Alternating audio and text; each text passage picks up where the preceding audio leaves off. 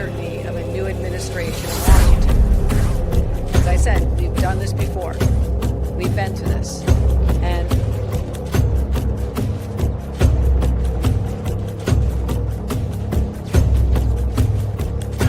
isn't necessarily the best place to start. In fact, I think our reverence for the truth might have become a bit of a distraction that is.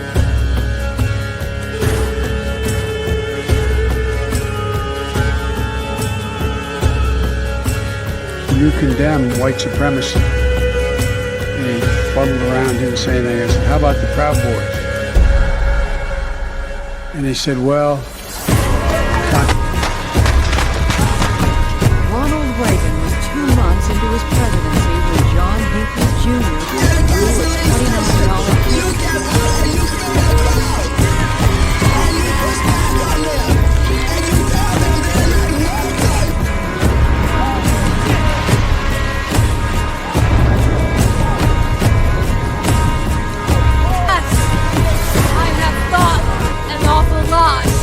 about blowing up the White House. If you want to really see something that said, take a look what happened. I want to take this message to talk to your viewers real quick about the story that the conversation we need to have now. The BOP is wasting lots of tax dollars in frivolous spending, and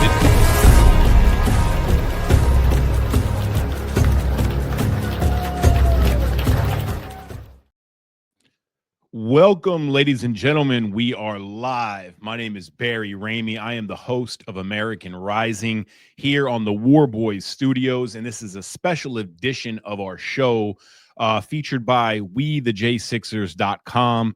I am the co-founder, along with my beautiful fiance, of WeTheJ6ers.com. And our mission now is to talk to the men and women that were involved in January 6th, involved in the prosecutorial process, the incarceration process, and beginning the work of informing the public of what really happened and how our predicament in the January 6th community is adjacent to Donald J. Trump and the witch hunts and the political trials and the weaponization of the Department of Justice that was utilized against him from the previous administration. And one can even make the argument the administration before that. So what we're aiming to do now is get with the men and women to tell the stories so we can begin to, as a country, as a people, begin to attack the Patriot Act and the laws that are in place that enabled the weaponization of the Department of Justice against Donald Trump and the MAGA movement. And one needs to look no further than the men and women of January 6th and hear their stories. And for years now, their voices have been silenced by the Department of Justice while they serve time in prison. And well, we all know now they're out. We are out. We are free and we are pardoned. Without any further ado, I'm going to bring on a personal friend of mine and what I'm personally anointing as a leader in the January 6th community, Kelly Meggs of the Oath Keepers. Kelly, how are you today, my friend? Good, Barry. How you doing, man? I'm doing great. It's really good to see you hit the ground running and it really getting out there and exposing what we went through and telling our stories, because I know in my heart of hearts, you're not just doing it to generate sympathy for January 6ers. You're doing it so we can never repeat this process again as a country. Do I have that correct? Yeah, I mean, most importantly for me is the fact that, you know, if this happened to us and we don't get some changes made and things put in place, we could find ourselves right back in this situation in another 4 years, you know, and one of the things I talk about all the time is, you know, when January 6th happened, when the first arrest occurred, Donald Trump was still the president. So a rogue DOJ has the ability to do what they want, regardless of who the president is. So we have to be very careful in watching what the DOJ is doing, watching what the FBI is doing, and make sure that the Congress is ratifying all of Trump's agendas so that we don't have to worry about this down the road. I mean, the weaponization has been unbelievable. And as much as my family wants me to just shut up and go away and not talk out, I have to, because I worry about my kids' future and my grandkids' future. And those are the two things that are most important. Absolutely. And so, you know, let me see if I coin this correctly. Um, if you're anything like me, you wouldn't be okay if the Department of Justice was weaponized against the left, would you?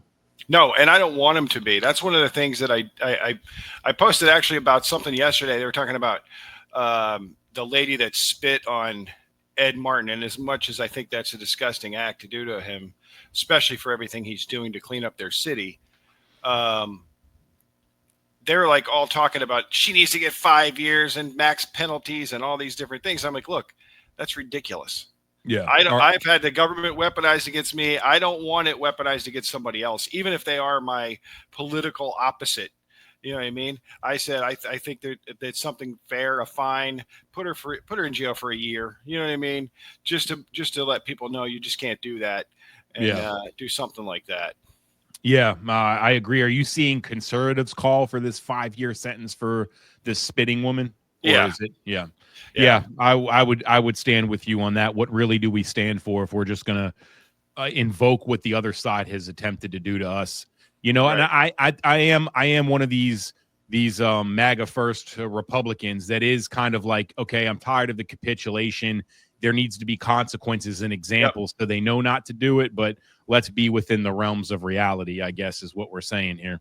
Well, I think one of the things that frustrates me the most with the America First and MAGA movement right now is that we still have a lot of the rhinos in Congress, and they're not getting the job done. They're not doing what we want. And our America First candidates, the people who are in the Freedom Caucus and those different things that talk about all these things when they're on shows, when they literally get into their jobs, they're not doing what they say.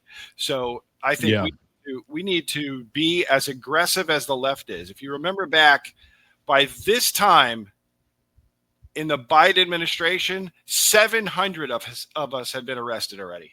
Yeah. That gives you an idea of how fast and swift they all work together. And here we have our DOJ saying, oh, let's just kind of make sure it's organized and don't worry, it's coming. And I don't see that as part of the happening, because I don't see all of our people pushing the DOJ to get things done. Sure. Like the left did on January 6th. Well, it's funny that you mentioned that, because what comes up for me when you say that is Jim Jordan. I had so much hope for this guy. I believe the rhetoric, and at the end he delivers in nothing, and I'm sick of looking at it. And I think it goes on.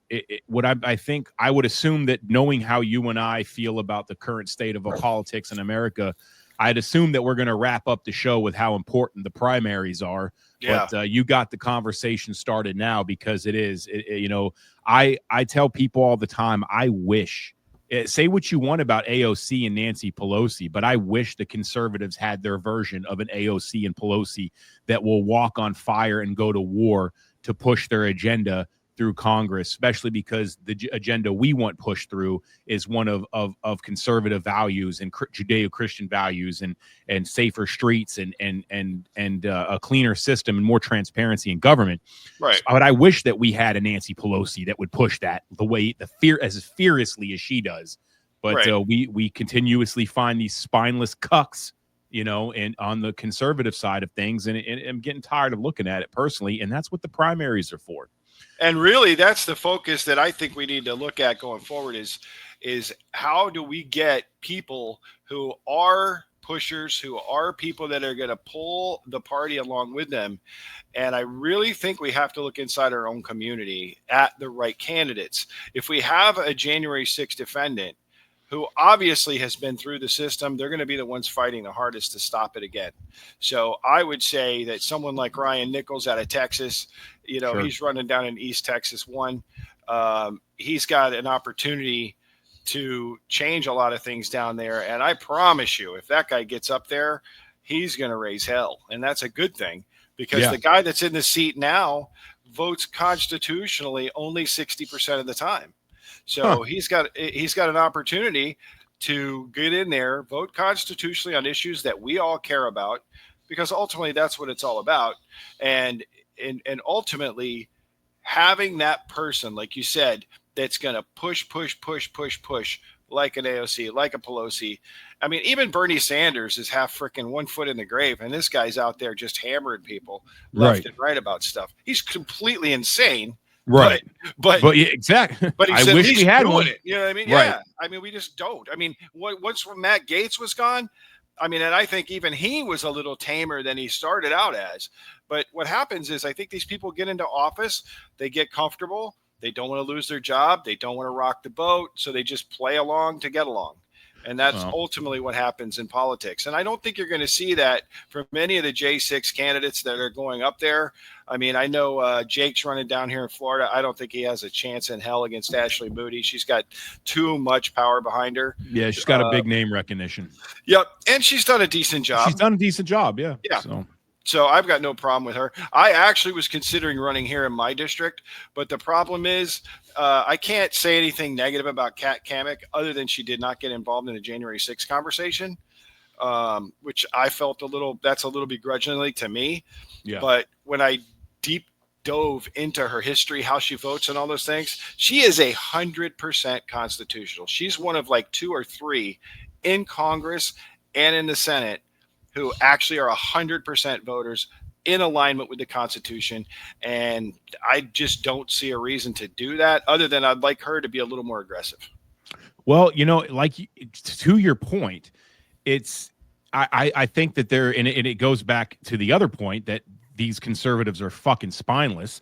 But, right. You see the Democrats and in particular, the progressive wing, how they will rally around theirs to protect them. I mean, look no further than the Jabal Bowman fire extinguisher thing. They rallied around this man to protect him, even though his behavior was so childish and juvenile delinquent that it was obvious terms for immediate expulsion. They rallied around him. But then you have someone like George Santos from New York, who won his seat from mostly a blue county-ish district, very hard seat for a Republican to wins the seat, was a little dishonest somewhere, and his own people, the Republicans, turned their back on him. And this guy had a 98% fucking America First voting record. I mean, he was one of the good guys voting-wise speaking. And they rallied around him, the Republicans did, to oust this guy and not protect him, watching the Democrats protect their delinquents and at a time when we couldn't even afford to give up seats. And it's just pathetic, the weakness of the conservatives, in particular the men, unfortunately, because let's face it, the conservative MAGA Freedom Caucus women have more testicular fortitude than all of the Democrat men and most of the Republican men. So that's, maybe there is something that we got to realize. And then even some of the ones that are on our side that talk a great game. Yeah. I mean, Thomas Massey, guys like that. You got Barry Loudermilk. Barry Loudermilk's crucial to us. Barry Loudermilk is the guy that's got the Jan 6 stuff all on his desk. He's pushing to try to get it out. But I don't think he's really pushing that hard because guess what? Doesn't affect him. Doesn't really care. And ultimately, he's the one that's going to have to push Mike Johnson into getting a new committee set up. He's the one that's going to be the chair of the committee. And I can tell you, he knows everything about Jan 6. He's seen the footage. He's seen the videos and all that stuff of what we did that day and how we were completely railroaded. So that's just a matter of time, I think, before they actually get that out. But is Barry Loudermilk going to push to get it done? And number 2, is Mike Johnson going to have the balls to frickin' stand up and actually do something instead of sit on his damn hands unless Trump comes over there and kicks him in the nuts? You know what I mean? Yeah. Well, that's ultimately what's had to happen. I wish it wasn't the case, but unfortunately, I have to go with what I've already seen, and I don't think there's a set of nuts between the 3 of them. So, but let's get into the crux of this now, because you just brought it up, and it was the complete railroading of your trial, your constitutional rights, and we'll get into that in a second. But let's start off on that day. What inspired? Because you've been labeled a domestic terrorist, you've been labeled a radical white right-wing nationalist. You've been labeled some very nefarious and, quite frankly, very untrue labels about you, your organization, your way of thinking. And we, the J6ers.com, that's what we aim to do, is to show that whether you agree with them or not politically, these are regular men and women that love their country that were demonized. And here are their stories to prove it. So the day of January 6th, you went up there. You are an oath keeper. Yep. Why did you go? Why did Kelly Meggs feel inclined to go? And what was your motivation for going? Well, initially we had not planned on going. I mean, it was mid-December, and we had kind of said, well, we're going to sit this one out. We went up in November. We went again early December for the Jericho March. We had done a lot of events around the country doing security work. We had done some stuff exclusively with Roger Stone here in Florida. And so I was in contact with him. And when they started organizing the rally up in D.C., I reached out to Roger Stone and I said, hey, are you going to DC? And if so, do you need some security guys? Because we'd be more than happy to put together a small team for you. And he agreed. He said, well, I'm not sure I'm going to go yet. We're kind of waiting on the event organizers to put the schedule together so then we can decide what we want to do. So I went just because he reached back out to me after Trump made the announcement that they were going to have the event. He reached out and said, yeah, I guess I'm going. I need some security guys. So we originally put together about an 8-man team. We were just going to walk him around, take him back and forth to the hotel, make sure nobody harassed him, no Antifa members or anybody like that was, trying to assault him in the streets, which happened in his home in Fort Lauderdale. So we just wanted to make sure that he was safe moving back and forth. And that was our entire purpose for going there. And then at the last minute, the Sunday before the 6th, I got a call from the event organizer of the Stop the Steal. He was actually someone contracted through them to set up the event, and he was out of Orlando.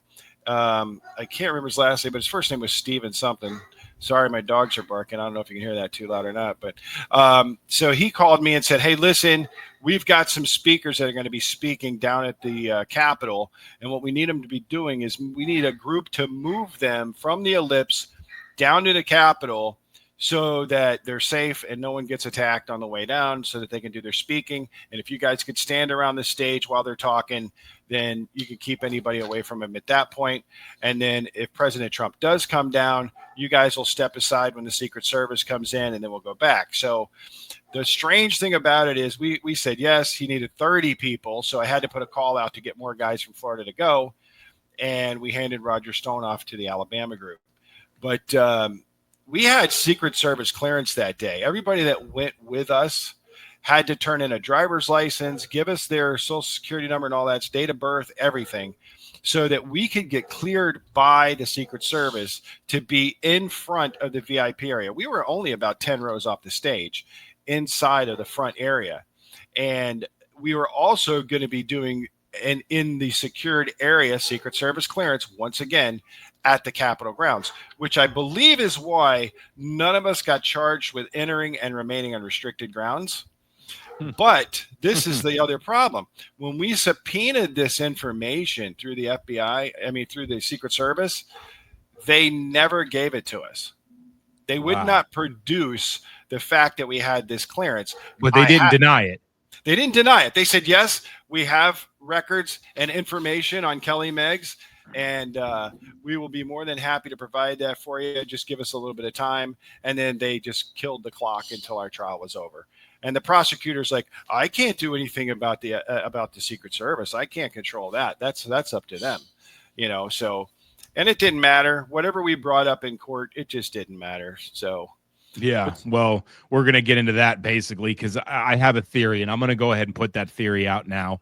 I've shared it with a few people, and I believe that when it comes to the individuals that were commuted and not pardoned, right, that it not only are these the seditious-y people, that so they say, right, these are the people where the most egregious examples of prosecutorial misconduct can be found, right. And so you look at Enrique Tarrio, okay, and Tarrio wasn't even there that day. So go ahead and pardon him because that's an easy one. Get him out of the way. Right. But his case will remain. See, a lot of people don't know this.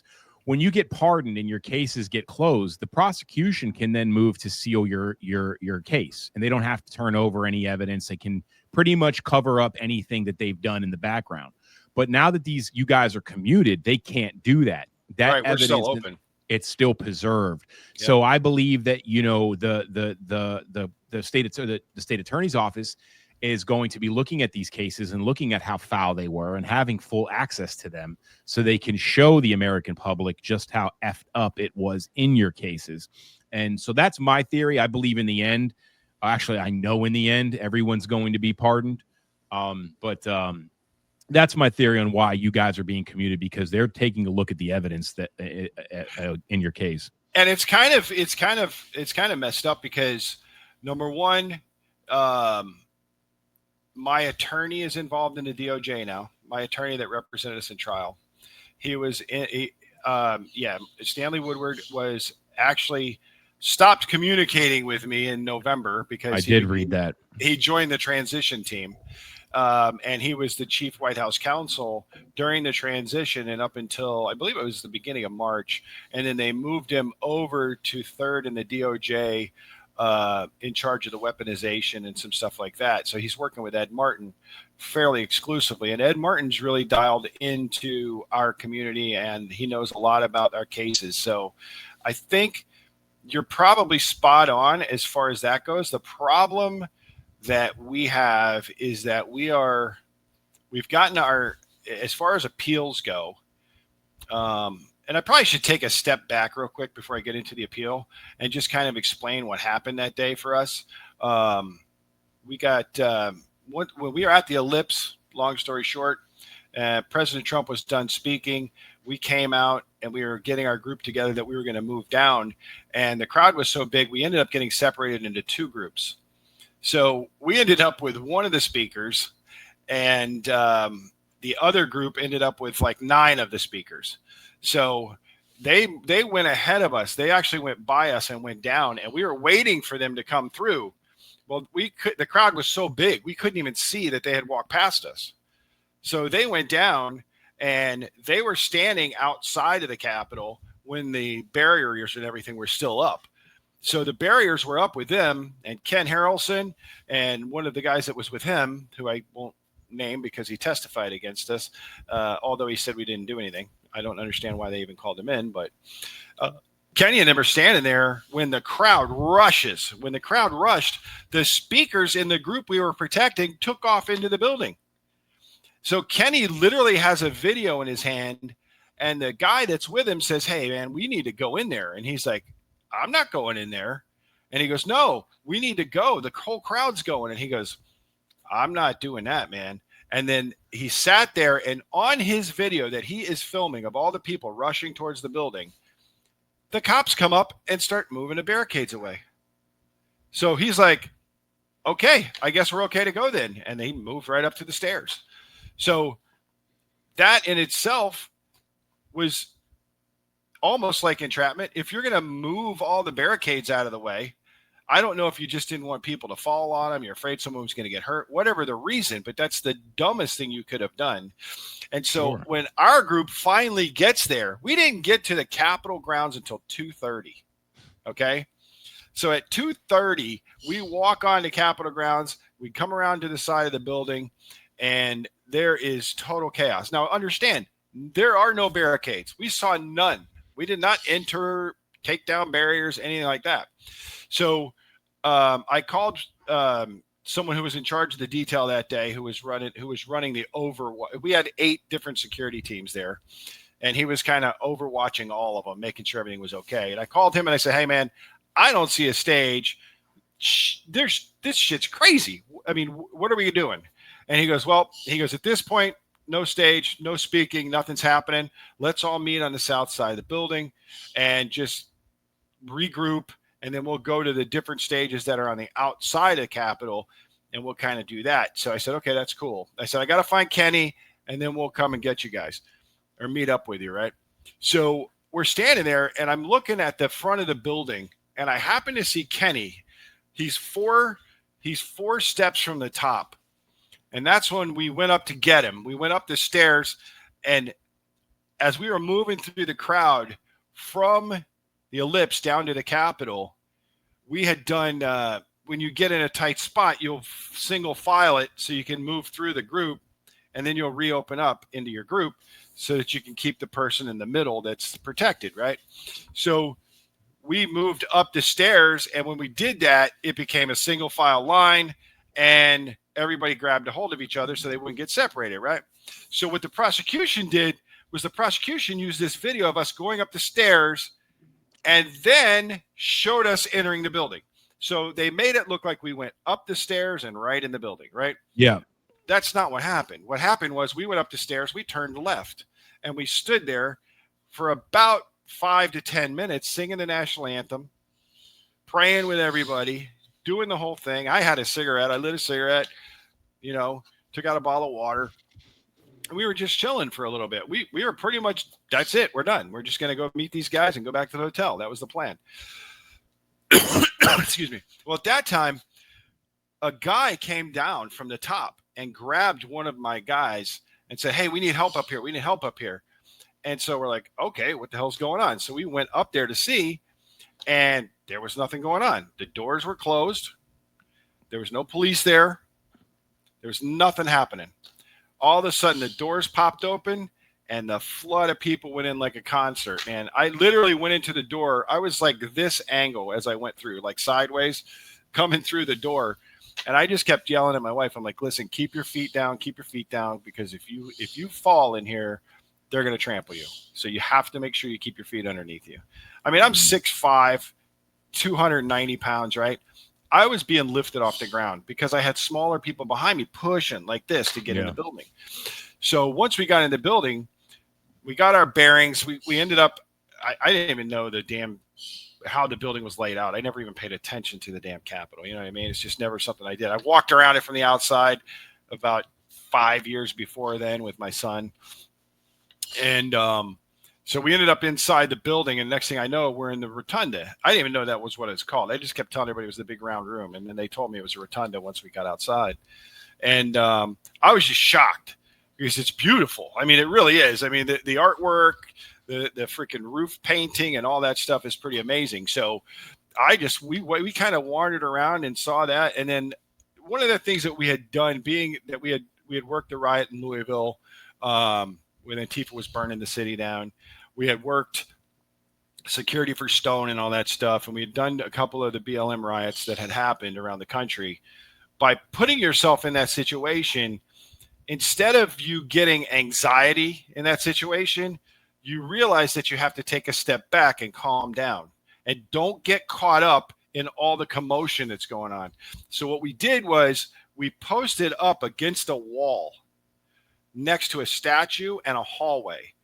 So we had our backs protected and we could see everything that was going on. And I saw a guy fall down in the middle of the room. So I immediately went over, checked him. He was just praying. We prayed with him real quick. I don't know if you've ever seen that video. It's kind of cool because he laid his phone on the ground and it shows the roof of the Capitol. And we're saying a prayer there. And then as we got back up and we walked back to where we were standing before.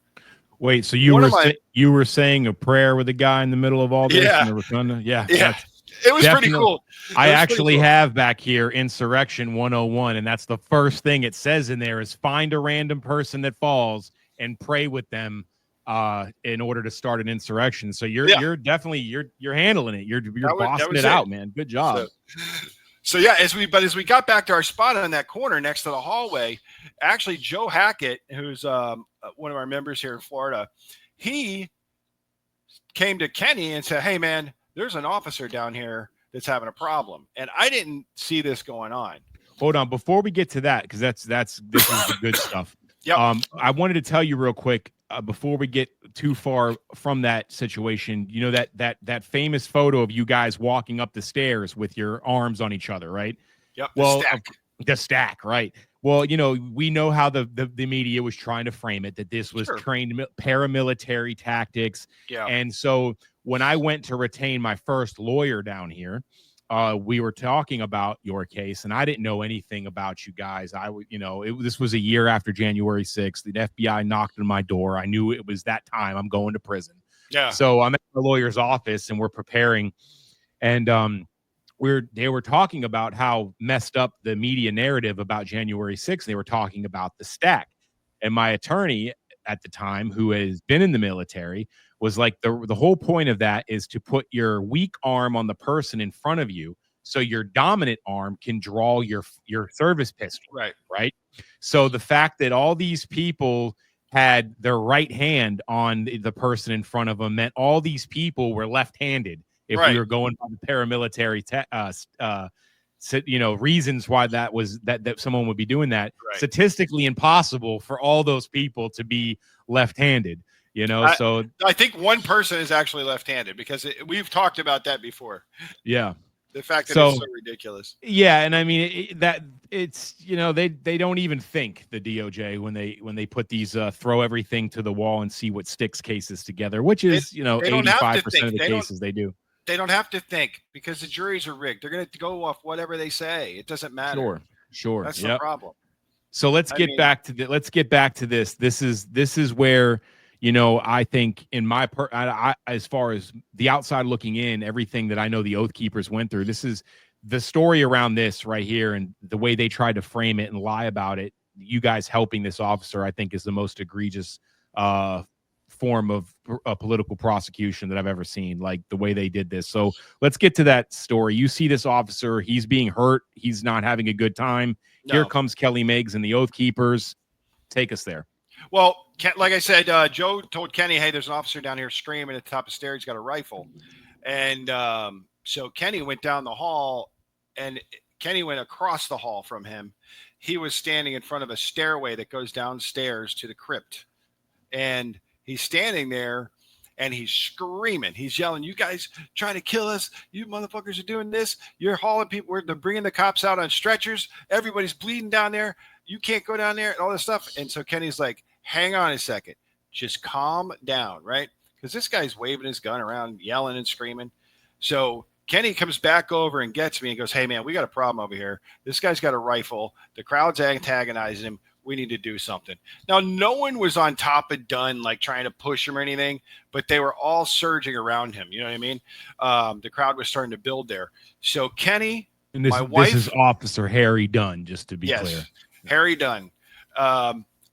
Kenny, my wife Connie, myself, and then another fourth member who testified against everybody, said, listen, we're going to stand in front of you. We'll get the crowd away from you. Just calm down. Don't freaking shoot anybody. Just stop. You know what I mean? So we got in front of Harry Dunn, and we pushed the crowd back probably about 6 or 7 feet from him so that you can see in video footage and in still pictures that people were taking that we had, that his demeanor was completely changed. At first, it was hand on his rifle, screaming and yelling. And then next picture is he's standing here like this with his hands on his hip and his rifle's just hanging while we're blocking him. The whole time he's still screaming at the crowd. F you, I voted for Joe Biden. F Trump, I hate Trump. You know what I mean? So they're arguing back and forth over my shoulder. And we're like, dude, shut the fuck up because you're making this worse, bro. Just stop. So we just kept the crowd back. We were there for like 8 minutes. You know what I mean?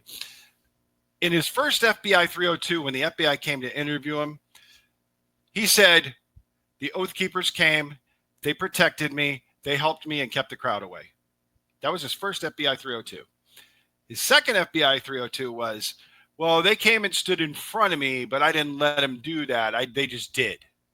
His third FBI 302 said, we were aggressively trying to get past him and get down the stairs, and he prevented it from happening. So that right there tells you. And then when we get to trial, they refuse to let us show the first 302. Yeah, that's the part I was referring to. And the judge said, you can't show the first FBI 302 because obviously Mr. Dunn's memory over time got better. Yeah. And because that doesn't happen. And the judge is the one that said that? Yeah. Yeah. That's yeah. I mean, that alone is just one instance of the several instances in your case that should be overturned on appeal because the judge is no expert to be making that kind of clinical declaration on somebody's memory capability. And then the other part of this whole exchange that was messed up was Stephen Horn, who is a video journalist from, I don't know where he's actually from, but he had a video running from outside the Capitol. He came in down on the east or the west side of the Capitol, the West Wing doors, I believe, and he walked through the whole building. His video is 2.5 hours long. At the just before the 2-hour mark, I see myself in his video. His video goes completely black for 10 minutes. And then it comes back on and he's in the rotunda. Now, my attorney said, I'm arguing with my attorney. I'm go, this video is edited. It's cut out. And he goes, well, no, he just stopped filming. And I go, no, because it plays continuously. So if it's playing continuously, this guy was filming the whole time, and then he shows up in the rotunda. Mm-hmm. I said, it doesn't stop and restart. So this is a video this is blacked out for a reason. And he's like, nah, well, we don't know that for sure. We can't do anything, blah, blah, blah. We can't present it differently. So we didn't have any evidence. There's no CCTV footage in that area. There's no other video evidence of it. We had a few still photos that we had showing clearly we were in a line in front of him, not even facing him. And then the Stephen Horn video. Well, it's after my sentencing. I don't know, you were probably in DC at that time, but right after my sentencing, I got sent down to the hole, right? I spent a month and a half in the hole in DC. So right after my sentencing, they sent me to the hole, and I'm watching Cowboy Logic, and Don has put together a side-by-side. Here's the video that Stephen Horn, that they used in trial, and here's the actual Stephen Horn video. And it clearly showed us pushing the crowd away, doing all those things. Yeah. And so he analyzed the video, and because he has a lot of editing experience and stuff like that, he analyzed the video, and he said they used multiple layers to cover up how this was dubbed out. It wasn't just done like, okay, we just, blacked it out. No, they used multiple different kind of video editing systems so that there was no way you could detect where it came from. Let's talk about that officer that said he was somewhere where he wasn't, and he testified in your trial, correct? Yeah, he came in. First of all, Dunn lied because he only said what he said in the third thing, and we obviously now we have the video that proves he lied. Mm-hmm. And now to back him up, the DOJ brings in David Lazarus. Special Agent Lazarus was Nancy Pelosi's head of security detail. So he's in charge of getting Nancy Pelosi out of the building and then anybody else out of the building, and even in an emergency, right? Well, while this entire interaction with us in the crowd, while Harry Dunn stands behind us, David Lazarus says, I came up those stairs behind Harry Dunn, and the Oath Keepers that are in this room, that one, were trying to assault him, verbally abusing him, and trying to get past him to go down those stairs. So being that he was engaged with the Oath Keepers, I was able to go continue getting people out of the building. So first of all, they sprung this witness on us. They're like, oh, tomorrow David Lazarus is testifying. Well, you know how these trials go. Who the hell's David Lazarus? I don't know who this is. So we had to wait to trial to actually see who this man was and what he looked like. That night, we went back to the jail. We looked through all the video evidence we found. We found the camera where he came back into the Capitol and up those stairs 5 minutes after we had left. So we were already gone. And when we tried to call him back in for his testimony, because he said he saw us and pointed us out in the courtroom, right? We found the video proving he wasn't there, and the judge refused to force him to come back in. The prosecution said he's unavailable, he's training, he can't make it. Maybe later on, if the trial drags on long enough, we can call him back in. And the judge is like, we're not really interested in coming in here and bringing a Capitol police officer after all they've been through and calling him a liar. But it's unbelievable. I mean, you have physical video evidence that this officer lied, and the judge is already on standby to stop that from happening and allowing that evidence to be entered into your trial, creating a fair trial. We had two other Oath Keepers who were going to testify on our behalf. These Oath Keepers were prior law enforcement, literally were on film helping Tariq Johnson get officers out of the building. Okay, Yeah. if you remember Red Hat MAGA Cop. Mike Nichols was an oath keeper from New York. He came down to help with security details in general. He wasn't assigned to an individual place, but he was there to help if we needed it, right? Well, he was standing 10 feet away from me when Tariq Johnson grabbed him and said, hey, can you help me get these people out of the building? So he was coming in to testify, came down from New York with his pregnant wife, all the way ready to testify. He's the one getting ready to go on the stand, and the judge says, no, he has nothing to do with this case. Can't testify. It's so obvious that the judges are involved with the prosecution. I mean, And they then, don't call it the swamp for no reason. And then one of the guys that was hanging out with Stewart all day, like I literally was like Stewart's assistant that day when he was hanging out with him, right? He came to testify. These people never planned anything. You're insane. They never talked about this. Nowhere was it ever mentioned about going in the Capitol or stopping the certifications. None of this has ever been said. Well, when he came to testify, they literally put him on the stand and told him, if you testify, we will charge you with seditious conspiracy.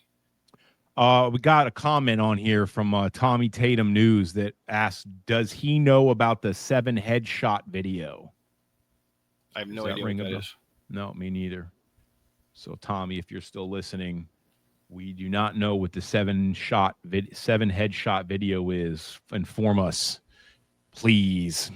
So let's go back to Harry Dunn for a minute. He testifies in your trial. He lies under oath, and of course, nothing seems to happen to him.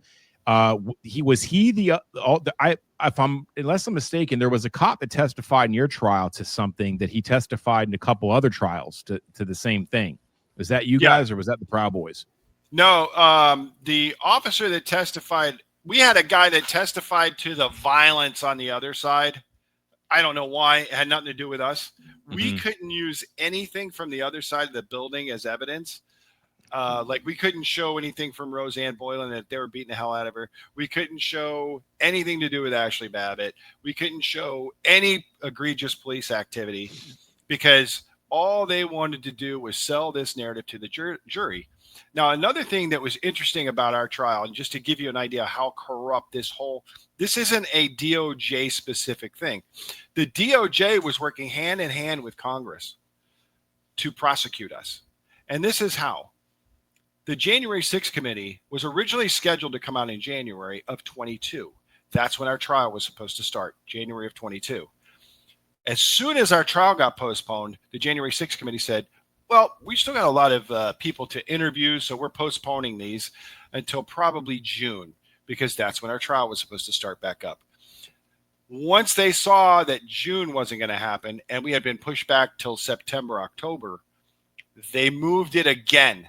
They were supposed to do 5 nights in a row or 4 nights in a row, right? They ended up having one hearing in June and saying, now we're going to take a break and we'll be back in September, October. The entire purpose of it was to taint the jury pool for our trial. They had to get a big win. They had to use, and this is all they were concerned about.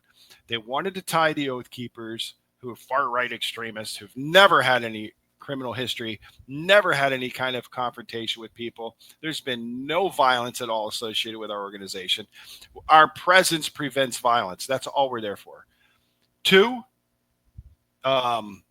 they wanted to tie in us with Roger Stone because we definitely had ties with him. They wanted to tie us in from Roger Stone to Trump. And they wanted to use the narrative that Trump told Roger Stone to have us do it. That's ultimately what it was.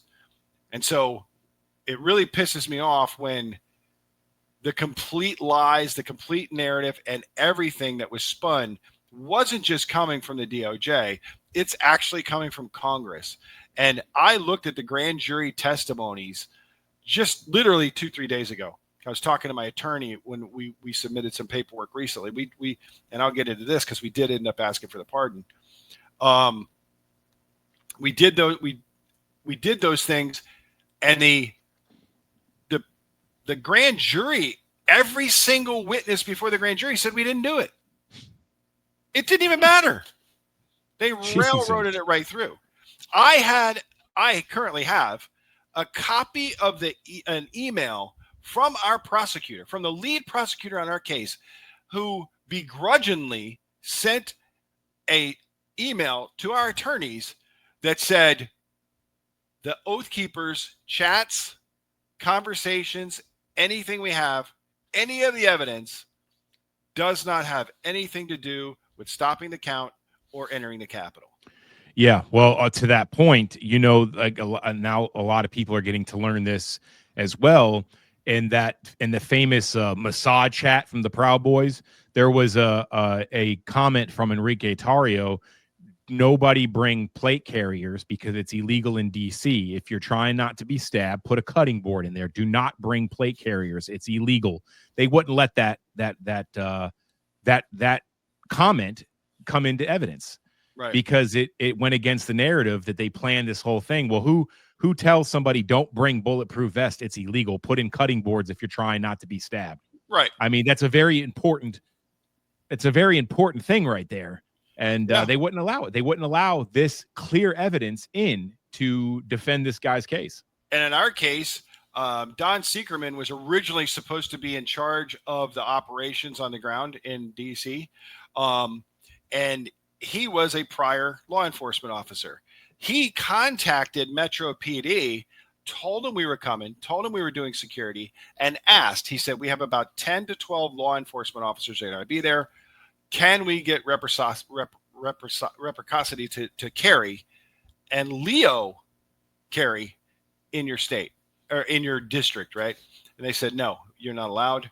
And they wouldn't even confirm that conversation happened, even though he had an email. And unless they confirmed it, we couldn't put it in our trial. Wow. Who tells them we're coming if we're going to commit a crime? That is the stupidest damn thing I've ever heard of. It's ridiculous. It's just ridiculous. And, you know, that's what we're hoping to do here at WeTheJ6ers.com is get these stories out there and let the public be the judge for themselves. If we're lying, prove it. So they can't prove it in my case. I know that. Yeah, I've got too much evidence. But ultimately, what it's come down to, as far as our appeals go, we have stacks and stacks and stacks and stacks. And I listen, there's other things we could talk about, them putting text in the wrong place, and we caught them doing that. There's a text I made, and it said, we are in. And they're like 12:30 text, 12:45 text, 1:15 text, 2:35 text. We are in. Right? And that's crazy because I texted that at 9:40 in the morning when I got into the ellipse through security. And we found it on my chat log. So they had to go in and correct the time on this. So they corrected the time and put 9:45 a.m. But guess where they left it? They left it in the spot so it looked like at 2:30 I went in. Man. So we caught them lying. And they still didn't fix it and move it into the 9:45 slot. They left it down here. So hopefully the jury wouldn't see what time it was. It just went in order and says that we're in. You know what I mean? Now, if you had done anything like that, I believe the charge would be tampering with evidence, and you would receive an additional 5 years prison sentence. Yeah, exactly. So that's unbelievable. So we've got all kinds of stuff like that they were doing. They messed around with phone logs. I mean, there was a bunch of stuff that they did. They said that I had no guns in my home, that I had obviously hid evidence. I had hid all my guns. Well, first of all, in my very first bond hearing, the FBI said, yes, he has guns in the home. And the judge said, why didn't you confiscate them? And he said, there's no gun charges on this. They had no guns in DC. There was no guns. So that was the first thing that threw him right off, right? And they literally had in my evidence a picture of the plate carrier I was wearing that day. And in the background of the plate carrier, you can see the buttstocks of all my guns lined up in the gun safe.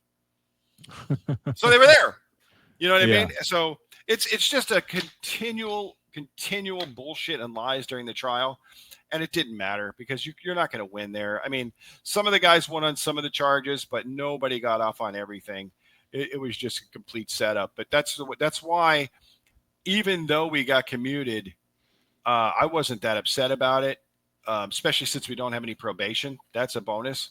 So I went ahead and figured, hey, we're just going to fight this thing.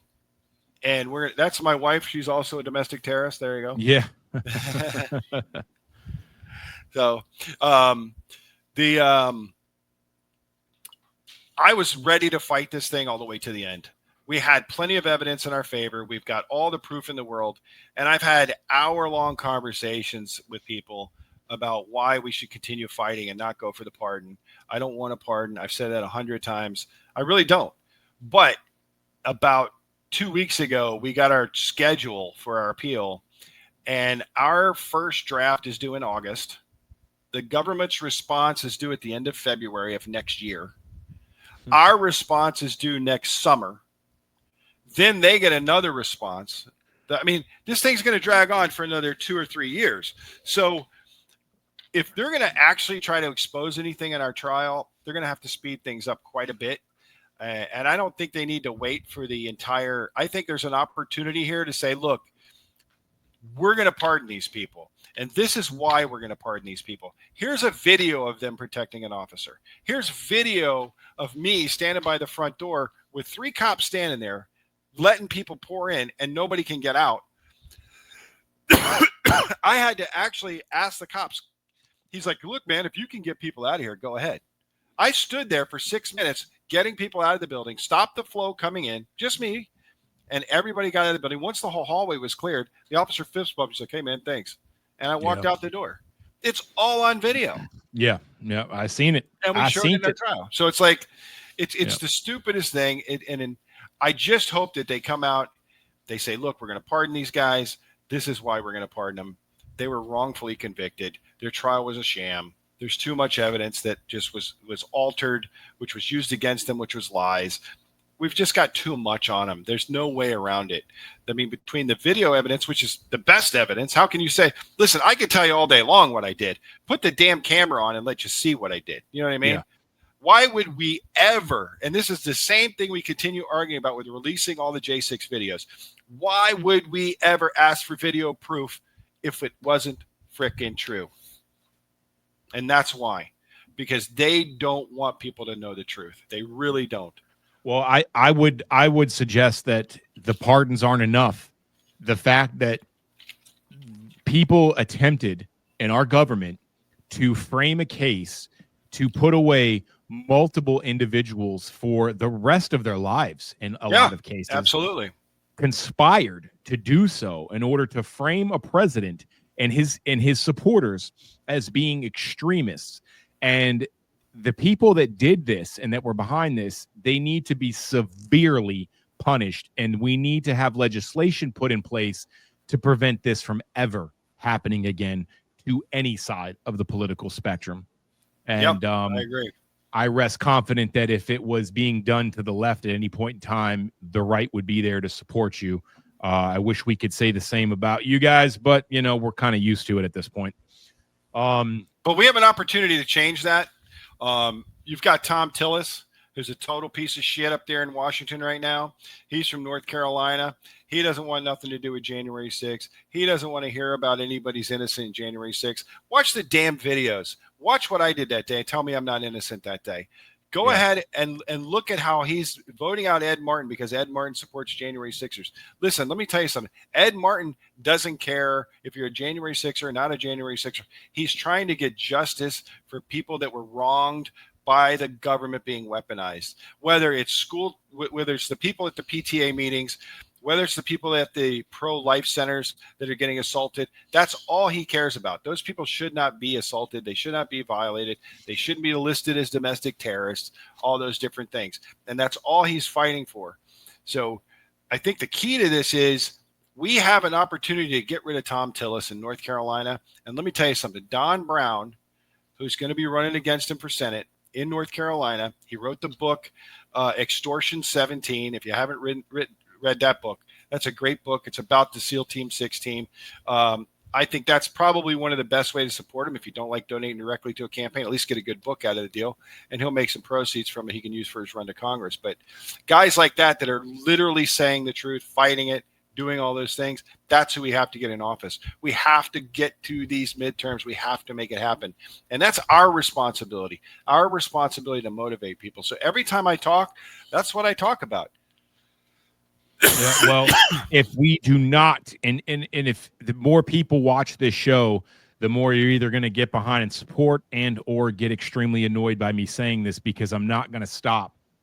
We have got to show up to the primaries and the midterms like we did November 5th, or Hakeem Jeffries will be the Speaker of the House.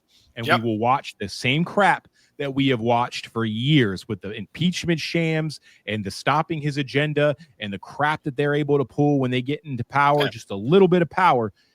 Ladies and gentlemen, we have got to assemble in mass and get to these primaries and these midterms. It's just going to be Pelosi 2.0 because they know how to do it. The one thing I do envy about the left, okay? I'm happy that I don't have to wear makeup because I'm on the right. I'm not on the left, right? I don't have to wear a dress because I'm on the right, not on the left, right? But, man, I wish our guys could fight like they do. Yeah. And I don't mean physically because, that's not happening. But, I agree. Their representatives fight like hell for the stupidest shit. Could you imagine if they actually had something reasonable to fight for? Look, I mean, I'm sorry. I'm grateful for the congressmen and women that showed up to D.C. that supported us. There was a few of them. But for the most part, the conservatives from in the media and in Congress and Senate turned their backs on us. And these fucking Democrats flew to El Salvador to visit a fucking gang member who beats his wife. They showed up in support of him. And you can't even get conservatives to be seen in a fucking picture with us because they're a bunch of spineless beta fucking pussies. Sorry for my language, but you know what? This is an internet show. We don't need to be family friendly. You fucking conservatives in Congress are a bunch of fucking pussies. And the minute we had a dude with a pair of balls on him, like Matt Gaetz, conservatives rallied to push him out because they're a bunch of fucking pussies. And same thing with Marjorie Taylor Greene. And Marjorie Taylor Greene fought really hard for us at the beginning. And you know what? Nobody else was jumping on board. We had Louis Gohmert, and they got voted out. How the hell does that happen? They all rallied against him, right? I mean, you've got an opportunity here to do a lot of great stuff in this country. You have to ratify all of Trump's executive orders. If you don't do that, it's a complete waste. Day one, the next president, if he's on the other side, which I don't even know how that's possible at this point. They have lost their fucking mind on the left. All they want to do is transgender bullshit and love illegal aliens and kill babies. We're at the point right now. Let them keep talking, guys. When your enemies are destroying themselves, stay the fuck out of it. Let them destroy themselves. I mean, they've picked their hills to die on. They're not getting off, and that's a good sign for us. But that does not negate the fact that we need to show up to these fucking primaries and midterms because they're going to show up. And conservatives have a historical notation of not showing up on primary days. They don't even know it's fucking happening. Dead Democrats show up. You know what I'm saying? Yeah. So hopefully we can get a few more live Republicans. That's all. I mean, man. But I think we really need to, one of the things we need to do, Barry, we really need to push this January 6th community to come together as a unit and get behind some of these people and push it out, because we have a very small, limited political power at this point, but it's growing because we do all have so many followers on social media and stuff. We have the ability, if we find a candidate like Don Brown, let me tell you something. There's nobody that can find anything wrong with Don Brown. He's an author. He's a lawyer. He's fire military. This guy's straight up knows what's going on. That's a guy we need to get behind in North Carolina. I can't vote in North Carolina. I have property there, but my residency is in Florida, right? Well, I can't vote in Florida right now either until I get my pardon, right? Yeah. But we can push for these people. We can get these people elected. We just have to find the right candidates. We got to get Ryan Nichols in Texas, man. We got to get Don Brown in North Carolina. I mean, there's a lot of things that's going on. We got to get Byron Donalds as the governor here in Florida. Love Byron Donalds. Yeah, man. We get a lefty governor. Oh man, we're screwed just like the rest of the states. Oh yeah, remember we dodged a bullet. We almost got Andrew Gillum. Yeah, we would have had free meth bags and gay prostitutes for every Florida resident. That's right. One. Yeah. So, I mean, ultimately, that's our job. That's our job going forward. If you're not running for office, then you find a candidate and you push them through the finish line and do everything you can. And I mean, listen, and the candidates, if you happen to see this and you're a candidate, let me tell you something. the biggest and strongest community. If you are America First and you're part of the MAGA movement, the biggest and strongest supporters you're ever going to get are going to come from the J6 community, because we've been persecuted. We've been through all this bullshit. And if you got the balls enough to get us on board with you, we're going to push you through to the finish line. And let me tell you something. Funny Trump, story about that real quick. The president backs us, so you guys should start backing us. Yeah, and I'm glad you said that, because I wasn't going to bring it up. It just didn't fit into context until now. But, I was hired because I was a J6er for a woman running for Congress. And she hired a new campaign manager, and he fired me because I was a J6er. And, it was kind of devastating. It was really hard time financially, and I took a big risk to go to work for her. So it kind of put my family in a financial bind. But you know what? It's like you said, we are a voice, and we can help push people through the finish line. And that's exactly what we need to do, because if we do not rally and show up to these primaries and midterms, ladies and gentlemen, it's all for nothing. This is all for nothing. It's over the day the Democrats take control of that house. Yep, because you're going to have another, well, we had 4 years last time, but we'll have 2 years of impeachments and bullshit and just putting blockades up for Trump, and he's not going to get anything done. Sure. So anything we need to get done, we need to get done in the next year and a half, get it knocked out so that we don't have to worry about that midterm, because unless we have the candidates pushed through and we get who we want in there, I'm worried about it. You know what I mean? So, we should be worried about it. They're going to lie, cheat, and steal. And as long as Trump's president, too many Republicans disengage. Too many Republicans sit back and go, oh, it's okay. Now, Trump's president. Now it's all good. No, it's not. No, it's not all good, because all the bullshit is still in the DOJ. All the bullshit is still in the FBI. All the bullshit is still in all these national intelligence. They got rid of 100 of them this week, so that was good. But, I mean, there's a lot of work to do to get things straightened out in those areas and put quality people in that are going to fight for what they're supposed to be doing constitutionally. Yeah. You know what I mean? Uphold the law, but at the same time, don't abuse it. Don't weaponize it, and don't use it against the American people. You talk about the Patriot Act all the time. That's something that Anna Paulina Luna is getting behind. And I'm telling you right now, they need to take the Patriot Act down as fast as possible. They use that to round up American citizens more than anything else. And I'm going to say one more thing. I don't usually talk a whole lot about these guys, but as much involvement as the FBI was in the Whitmer kidnapping, the Fed napping, as they like to call it, it's time to get those guys out of jail too. Oh, yeah. It really is. I mean, there's plenty of people out there that I could say maybe don't deserve pardons, maybe they do, but those guys, I mean, that was clearly a setup. I mean, when what was it? 12 out of the 18 people involved were feds. Come on, that's bullshit. Yeah, they should have never even been tried. Yeah, they should. They never should even went to trial. How does a grand jury even do that? Because you did it in some leftist fucking town, and you got Well, they got a chance to feel like you got a chance to feel like what it feels like to be a ham sandwich in the American justice system. Exactly. It's ridiculous. It is, and I think that's the fight that we have to have now. That's what we, the J6ers.com, is forming to do, to get these stories out, to tell the public what really happened during our trials, during our incarceration process, so we can go on to chip away at this Patriot Act and abolish it once and for all, and its continued use and weaponization against the American people, because that is the conversation we need to be having now, as well as justice reform. Yep. So, Kelly, I appreciate you coming on here and telling your story. I'm going to give you the last word. Anything else you want people to know, anywhere they can follow your work, anything that you want to be known or said about January 6th, have at it, brother.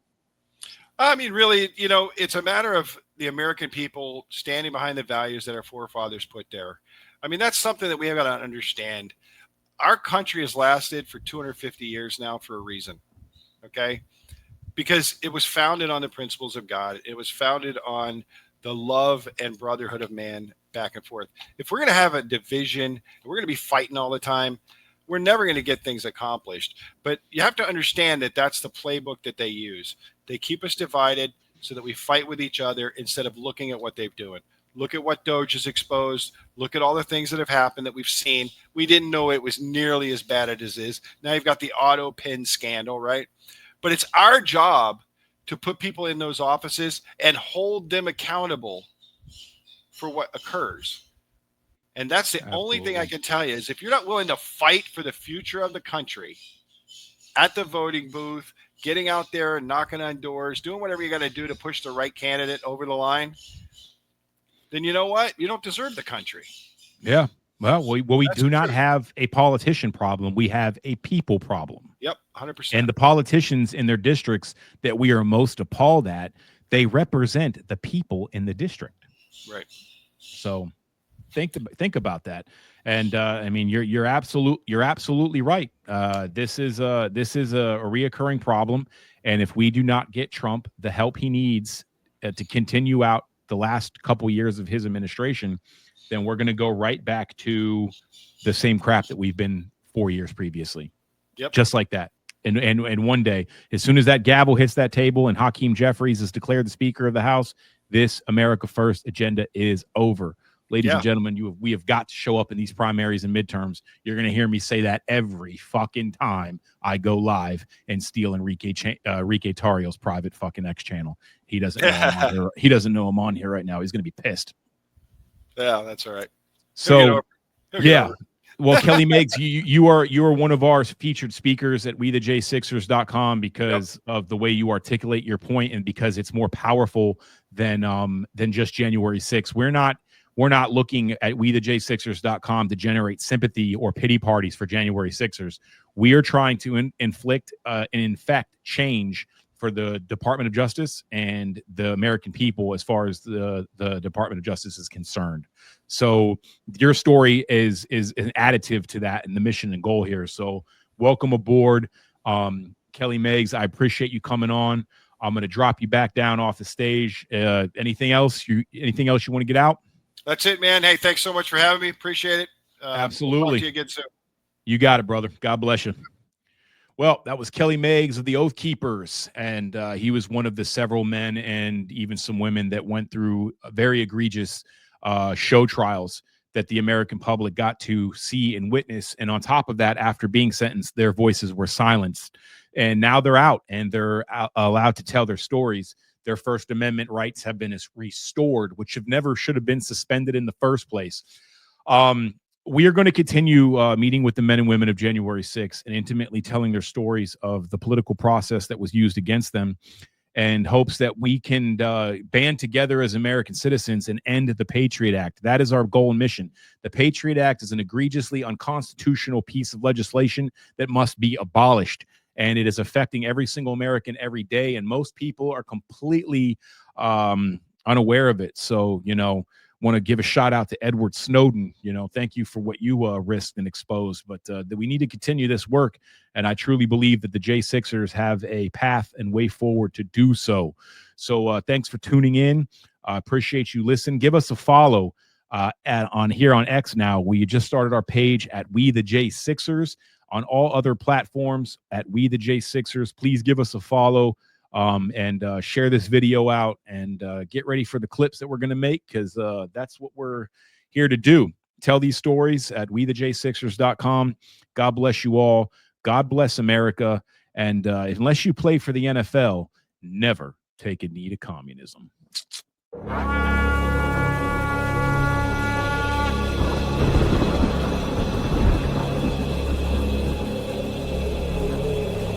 We will get through the uncertainty of a new administration in Washington.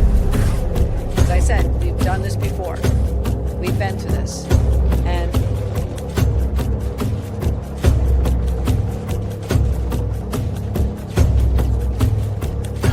isn't necessarily the best place to start. In fact, I think our reverence for the truth might have become a bit of a distraction that is